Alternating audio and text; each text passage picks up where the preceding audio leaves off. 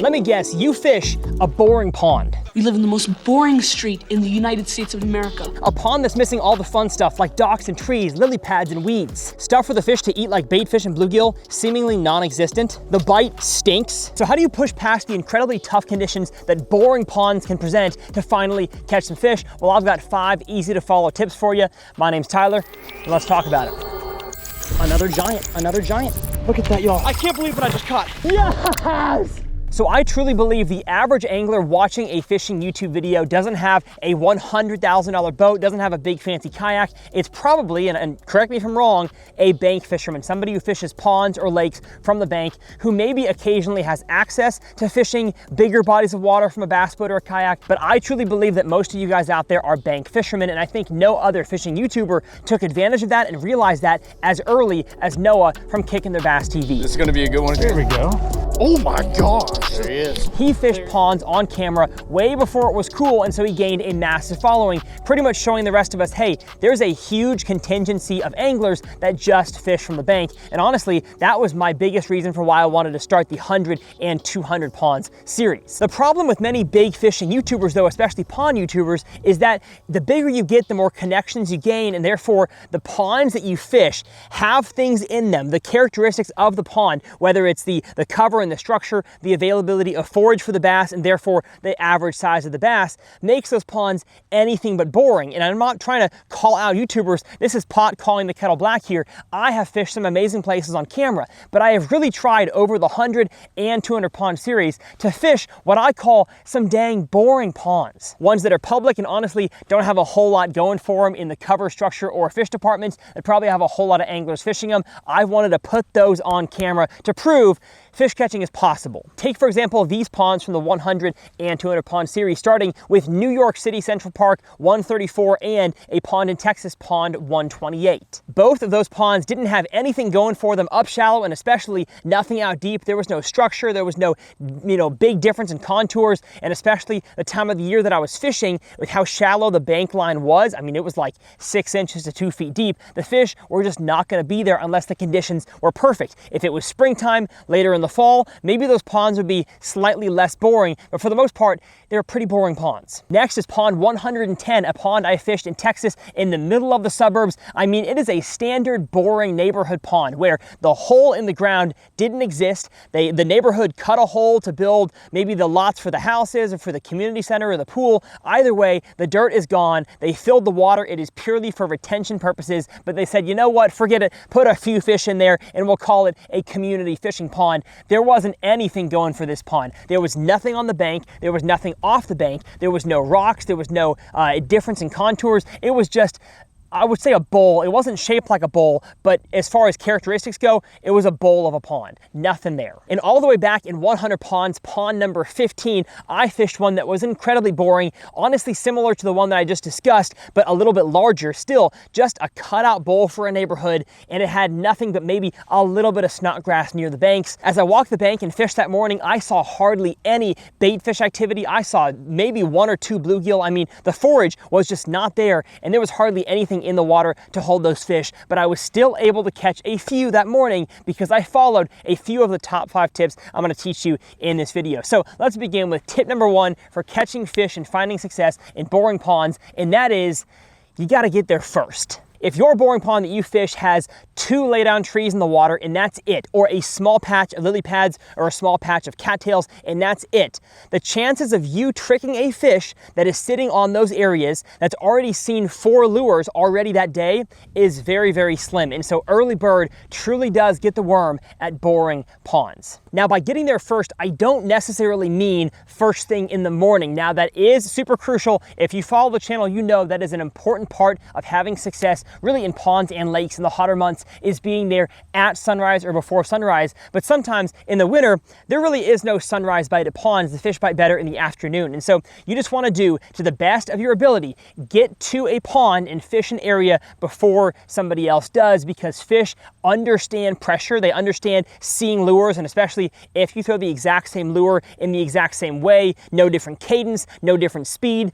Fish are not dumb. I wouldn't say they're smart either, but they're smart enough to not bite something they've already seen or they've already bitten. And so by getting to a spot first, which you can't always guarantee, but by trying to do that, by getting up extra early to get to that spot, you can usually guarantee yourself a better chance at catching one than if you were the 4th or 5th in line. And to touch on that early morning bite one more time, I feel like I don't have any scientific backing to this, but early in the morning, especially in the late spring, summer, fall, late fall, the fish just seem to be a little bit dumber. I don't know if it's because people just don't fish at night, or they don't fish the bank at night, or the fish maybe were asleep most of the nighttime, and so the second they wake up, they're just more gullible, or maybe it's the low light in the water. It doesn't allow those fish to actually visually look at the lure to inspect it, to decide, you know what, I'm not gonna bite this. And so with lower visibility, much like in dirty water versus clear, you throw chartreuses and blacks and blues to get the bass's attention. Maybe that's why they bite better in the early morning time period. Either way, science-based or not, I have found over 18 years of bass fishing at this point that being there first is crucial at every pond, but especially at boring ponds. And that brings us to tip number 2 for fishing boring ponds, and that is you gotta adjust your expectations. Fishing a boring pond, for the most part, is gonna be extremely difficult because boring ponds oftentimes implies they are very pressured ponds, and pressured carries 2 main meanings, I would say. Pressured being by other anglers, so especially if it's a city pond or a neighborhood pond, you've probably got a lot of other people fishing in those areas. That makes fishing tougher. You've got the same lures, you've got the same presentations, the fish are just tired of seeing the same old thing, and that's the standard fishing pressure definition. But you've also got pressure from just general human being behavior, whether that be the city or the neighborhood pumping chemicals into the water to eliminate the grass and beautify the water by putting blue chemicals in, or people launching stand-up paddleboards from the bank or canoes from the bank and just dredging up the shoreline, especially areas that have public dog parks where people throw their dog toys in the water and the dogs are thrashing around. Again, as anglers, we can't be mad at other human beings for enjoying the bodies of water that we do.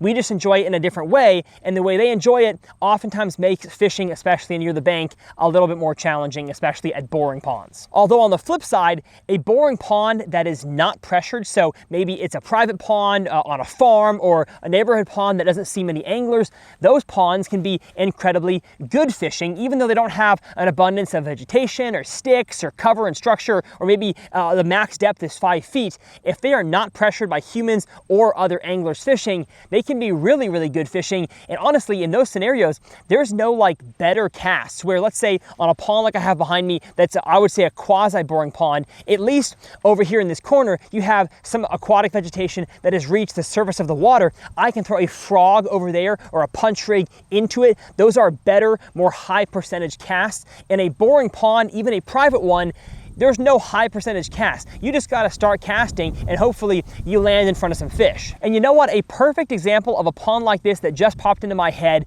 was the pond that probably solidified my love for fishing 17, 18 years ago, the very beginning of Cub Scouts or Boy Scouts, whatever it was. Our troop went to a ranch owned by one of the dads in the troop, and it was just loaded with fish, but the pond was incredibly boring. It was literal straight mud or clay banks. There was no grass, but my buddy Clark and I probably caught 75 to 100 fish over the camp out weekend, and that solidified my love for fishing. So boring pond, but was very good, and really there was no better cast, there was no better areas. We just had to walk in circles around the pond and finally find those groups of fish that were kind of nomadically wandering around. That is a good boring pond. But again, most of y'all's boring ponds are not like that. And a pond that people in the comment section told me was a boring pond in this video, pond 92 in the 100 pond series, I'm gonna actually fight back to the allegation that it was boring, because yes, I caught like 50 bass that day on camera in that video in like a 2.5 hour time period. It was unbelievable private water fishing,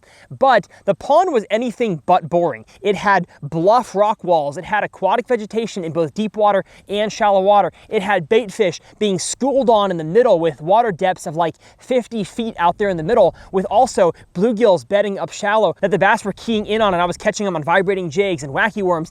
That type of pond, while being I would call it dumb fishing, unbelievably easy fishing, was not a boring pond. There was so much to that pond that made it boring fishing as far as like the chase is concerned, but I still had to make good presentations that weren't just totally out in the middle of nowhere, that yes, you can do at a boring pond, because a boring pond, at least to my definition, has almost no contours, has almost no bottom composition changes, has almost no structure or grasses. It's just plain and boring. But all that to say, I realize I am rambling in this video. Boring ponds in general are gonna be tougher, so adjust your expectations. And that leads us to tip number 3, and that actually opens up the Evolution tackle bag. And that is, in boring ponds, soft plastics are king. With my 3 favorite soft plastics being a wacky worm, my skunk buster, the caffeine shad, a soft plastic fluke, and a drop shot, with, I would say, the skunk buster and the wacky worm being more so springtime to fall lures, and the drop shot being one of the only ones I'm throwing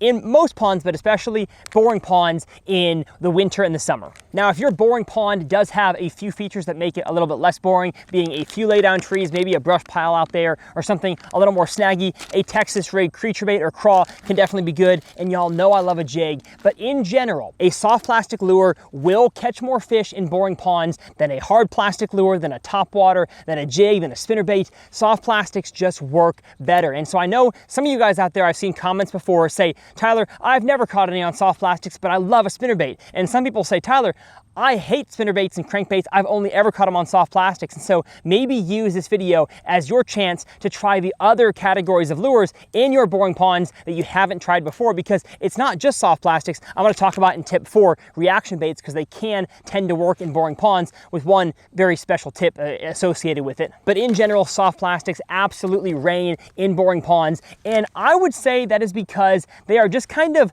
unassuming. You can fish them really, really slow, and for boring ponds that are really pressured, especially the smaller wacky worms, the smaller Nico worms, drop shot worms, most anglers still don't throw those. They're still throwing the larger 5 to 6 inch stick baits. They're throwing big curly tail worms. They're throwing whatever weird configuration is here on the screen. And yes, believe it or not, I have seen someone throwing that in person in real life. So in boring ponds, the more things you can do to be unassuming, to be slow, and especially to be smaller, I think you're going to catch more fish. In soft plastics, especially a small wacky worm, the skunk buster, a 4 or 5 inch weightless soft plastic jerkbait, and a drop shot are just going to catch you more fish in general, regardless of the time of year. And I will leave all my favorite soft plastics linked down in the video description. This video wasn't sponsored by anybody, but if it was, it would be the links down there. Those are Tackle Warehouse affiliate links. Tackle Warehouse is the best place to shop for tackle, and if you just click any of those links, it enters you into the website, and your entire cart, no matter what you buy, is tracked to my account. So I'd really appreciate it, especially as it comes up to the holiday season. If you're buying rods, reels, and tackle for somebody in your life, go ahead and just click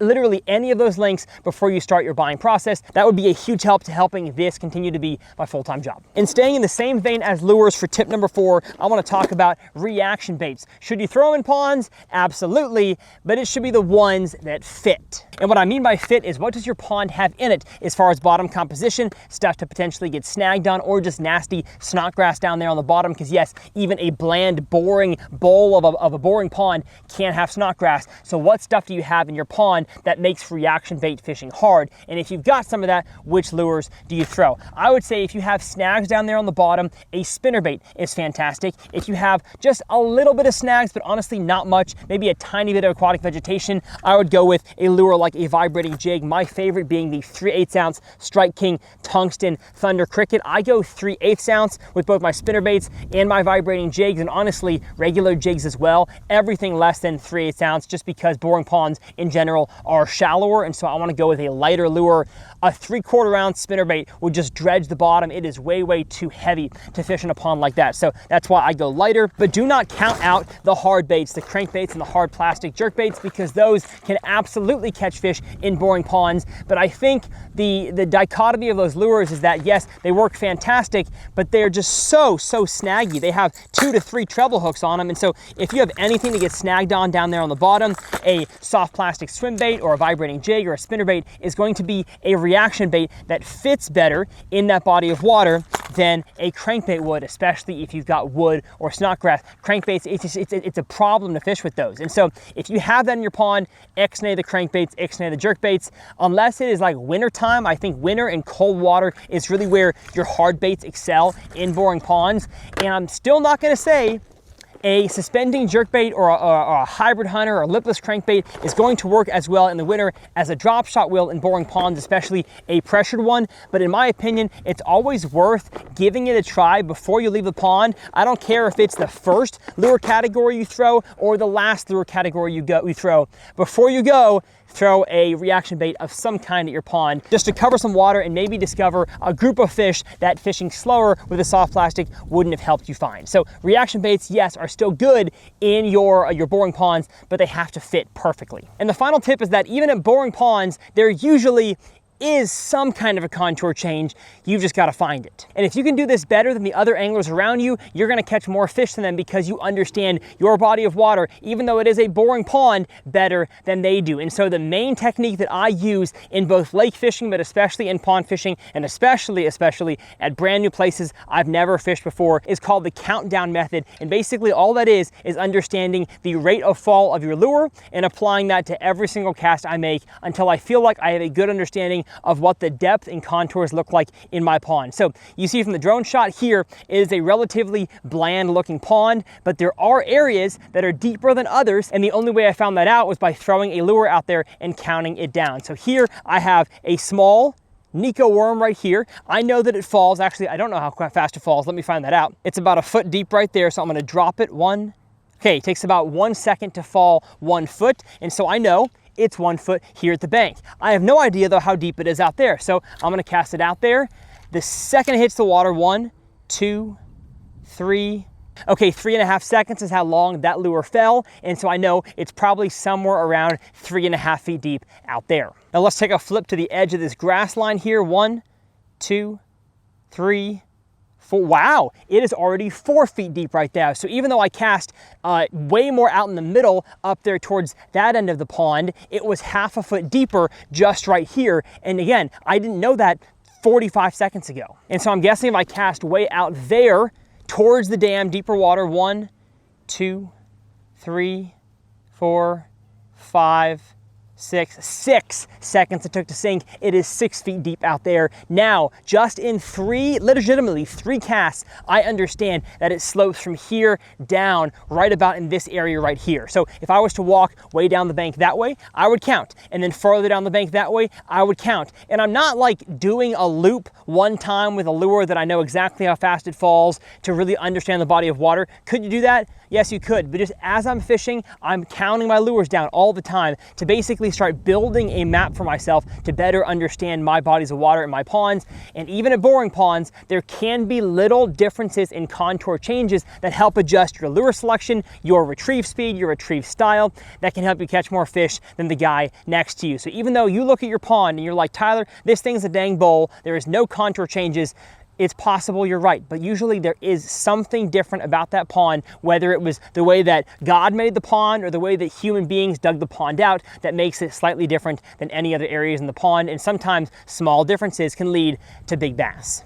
And you know what I'm realizing? I just forgot, and probably have forgotten in previous videos, a very crucial aspect of how to count your lure down, and that is by watching the line on top of the water. I'm not like getting on my tippy toes and peering in the water and seeing how long it takes for my lure to hit the bottom. I'm watching my line. So if I was to make a big lob cast like this, and especially if the wind grabs my line, I can't actually count the lure down. I have to, at that point, bring my rod tip down to the surface to then watch my line, especially braided line is helpful with this, or any line that floats on top of the surface, but fluorocarbon will float for a second. I'm getting my line down and watching it be pulled down into the water, and that's how I'm counting down. Once my line stops, I know it's at the bottom and I can stop counting. So pretty crucial thing. You got to have your line on top of the water to adequately count down. And one final tip I just thought about that I'm going to give you all as a bonus tip is back in the lure category, especially if your water is stained to clear, the lures that I have here on the front of my largemouth 3.0 bag,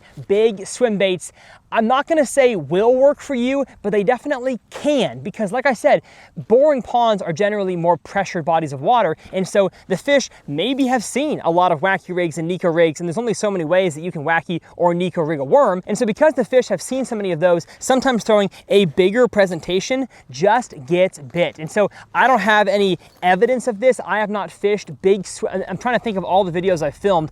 I don't think I fished big swim baits solely as the only lure in a boring pond with the water conditions I'm describing. But if that's you in your pond and you want to get into throwing big swim baits, I've got an entire series on the channel. I believe at this point I have 6 episodes out on the channel called Scaled Up, and it's my journey as an angler who had almost no confidence and honestly was not a huge fan of big swim baits, being forced into throwing these and only these on camera. And y'all, I have gained so much confidence in them in any style of pond, in any style of lake, any style of river. I am now much more confident with big swim baits, and I think if you are fishing a boring pond, especially going into the wintertime when I'm posting this video or later this fall, you're gonna find success by throwing big swim baits. So I will leave my favorite swim bait website, swimbaits.com, linked down in the video description if you want to check out a few swim baits for yourself, and my Scaled Up series will be linked over here in this corner, as well as my 200 pond series, which I discussed a lot in this video, will be clickable up here in this corner. My name's Tyler. As always, it's a dang pleasure, and we'll see y'all next time right here on TRF.